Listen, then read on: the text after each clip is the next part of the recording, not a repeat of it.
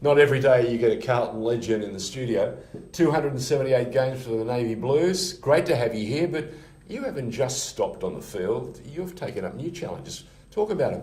Never stops, George. You know, as a young kid, I always had a passion. I wanted to be either an Olympian or footballer, but I've always been in that fitness and health and nutrition. Even when I played football, always tried to look after the physique to make sure it looked well. But mate, you were the prototype footballer. Everyone wanted. Every club was saying, "We want to be like Kouta. Can we find a Kouta?" Yeah. Well, now I get more like people want to look like you, Kouta. You know, at the age of 44, and I'm in the process of launching a program called KoutaFit, George. And as you know, I've always had that passion for it. And is it like what you were doing at Bayside? I remember at Port Melbourne. Yeah, we saw you a number of times there. And you had 30, 40, 50 people, men and women, all out there, and you were getting them to go through the motions, but also going through a whole bunch of routines. Is that the sort of thing we're talking about, KoutaFit? Similar, but doing it from home, George. So I look at people now, business people, and they look at me too. I've got 3 kids as well, but I think it's really, and really important to find maybe if it's 15, 20, 30 minutes, not every day, maybe 3, 4, 5 times a week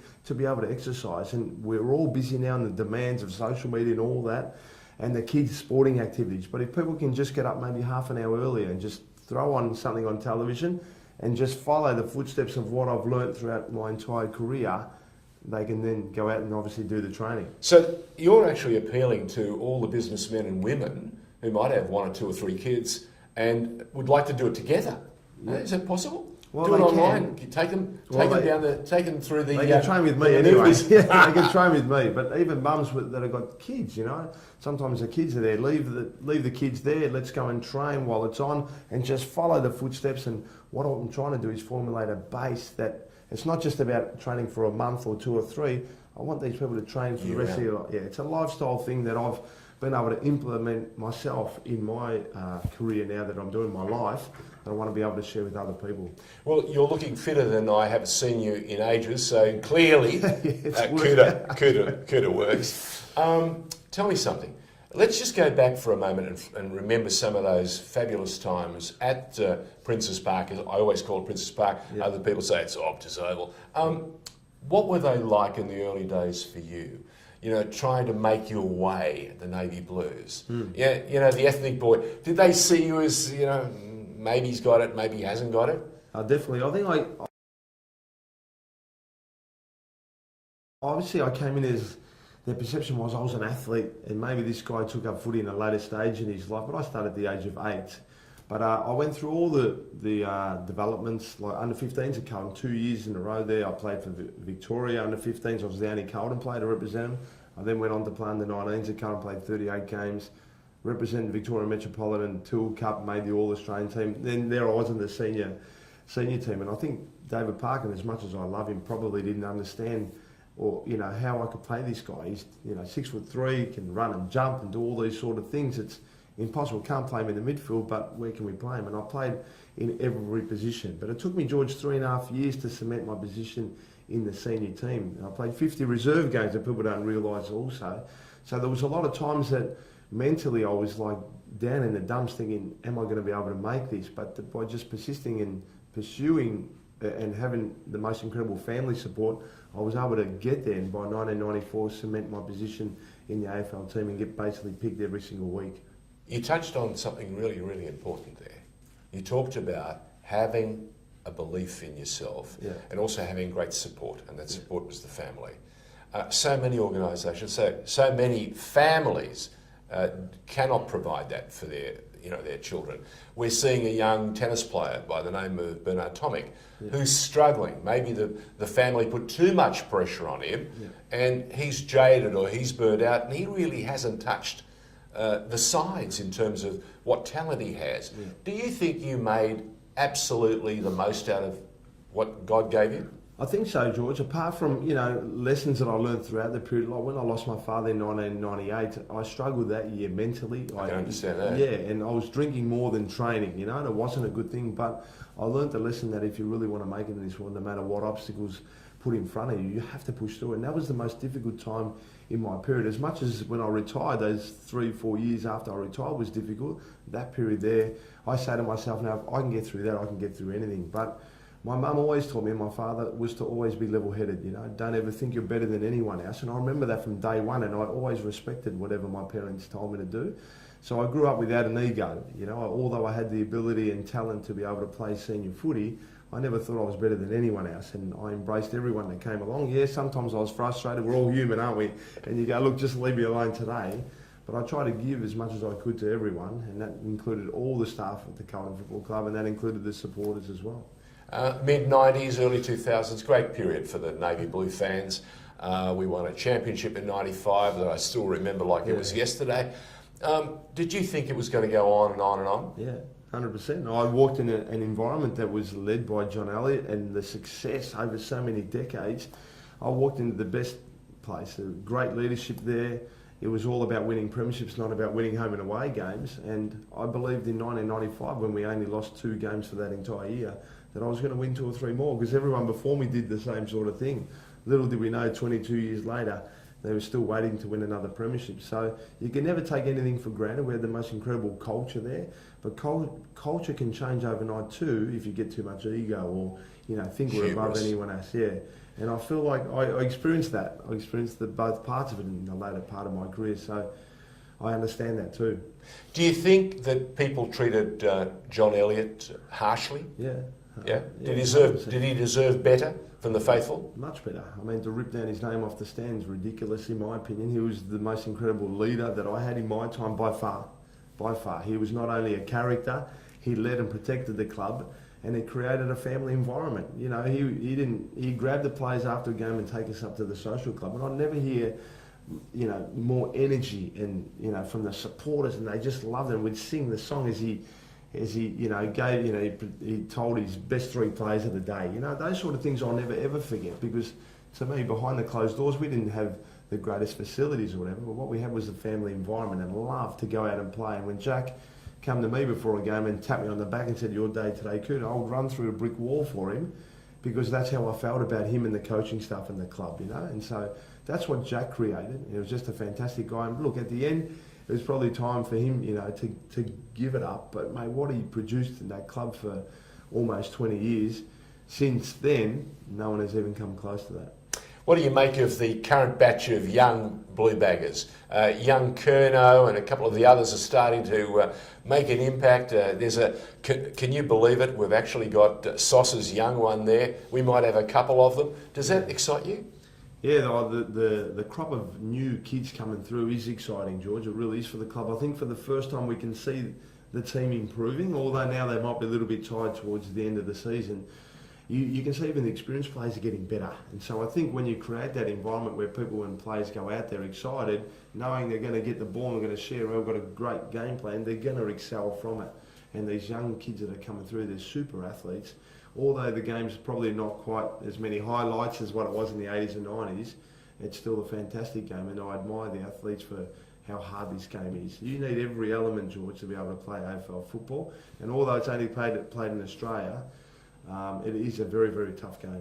Are you impressed by the young coach, young Bolton, the teacher? Yeah, I think he's doing a terrific job. By everything that I hear coming out of the football club also is that the players absolutely love him. And you can tell, like what I said before, when they improve, you know that there's something going right there. And in the past, they've gotten rid of players that maybe, some players were stars and some players not so good, who go and excel at other clubs, and you start to worry about what's going on there internally. Yeah, the culture. Now, something else that I noted, on Facebook we're starting to see, and on Twitter you're starting to hear things, another Kouta. Yeah. And my response always is, there's only one Koutafit. Only one Koutoufides, huh? I get a lot. Yeah. So does that excite you? Does it disappoint you? Does it frustrate you when you hear young kids being compared? They should stand on their own, huh? Yeah, I get asked that all the time. To me, it's an honour. If they compare, you know, some players to me, they're still remembering me, and my name's getting out there. And even when Andrew Walker first came to the club, they compared him to me, and I played with him. But since then, they've had Tom Bell and, even Nat Fife from Fremantle, and Bontempelli, the coach, Luke Berridge, compared him to me. And now, of course, we've got Charlie Curnow. I think Charlie's an exciting talent, and I love watching him play. He's a freak athlete. I think he can be better than me if he learns, you know, not that he learns the game, as he develops and he gets that belief, because he's got incredible endurance and speed. It's like a Craig Bradley, but, you know, give him another 4 inches, 5 inches. This guy can run all day, and he's so tall and he's strong, as he develops, he could be anything, but only time will tell, barring injuries. And you don't want to put pressure on them also, do you? So you just want him to go and play. If you were back at the club, would you be changing the way they train, or would you be looking to pick up some ideas for Kouta Live, for Kouta Online? It would be great because I want to develop the KoutaFit online. I get a lot of young kids saying, Kouta, what do I need to do with my training in order to get to the AFL ranks? Yep. Well, I want to, come up eventually with some programs that we can go here, maybe some of the footsteps of, the running patterns of some of these AFL players and things like that. It's exciting. I want to help these young kids because if they've got aspirations to make it, why not give them every opportunity? And, if you've got the ability to be able to do that, why not share it? So I want to eventually, hopefully, get to that stage. Fantastic stuff. Listen, these days it's about looking after so many other people, but also nurturing your own. Tell us about the kids at home. I've got a 14-year-old boy, Jamie. He loves basketball. He's about 20 foot tall. Yeah, he's almost my height. He's getting there. Like, he always stands here next to me trying to, compete. They do, at 14 especially. Yeah. Ego comes a little, but he hates footy when he loves basketball. And as long as they're playing some sort of sport, I'm content. I think the sporting environment's the best, in my opinion. Get them out there, mingle with others, have that, so they're not just at home on the computers or on the TVs, because they get so many options nowadays.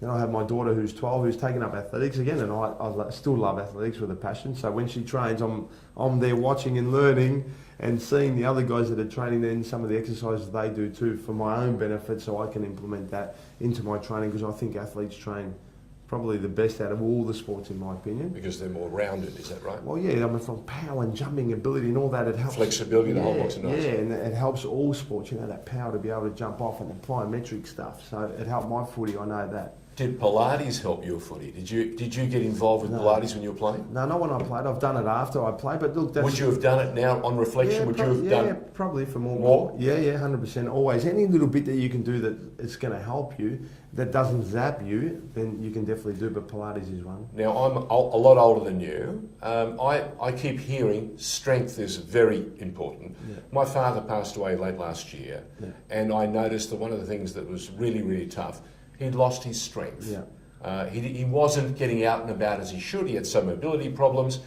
and I noticed that he almost withered away. Yeah. So strength is key in this online training that you're thinking about? 100%. As we get older, the muscles tend to disappear a little. You've got to be able to maintain them, but lean muscle, not that fatty, big, you don't have to be. Yeah, you don't have to be. Okay, some maybe like it, but, the importance of protein, the way that you eat, the nutrition part is important too, but any body weight stuff that you can do, you don't have to go silly. It's going to be really important. And, as you get older, you lose things like your balance and awareness and things like that. So if there's any activity that you can do that can help you, it's just going to maintain.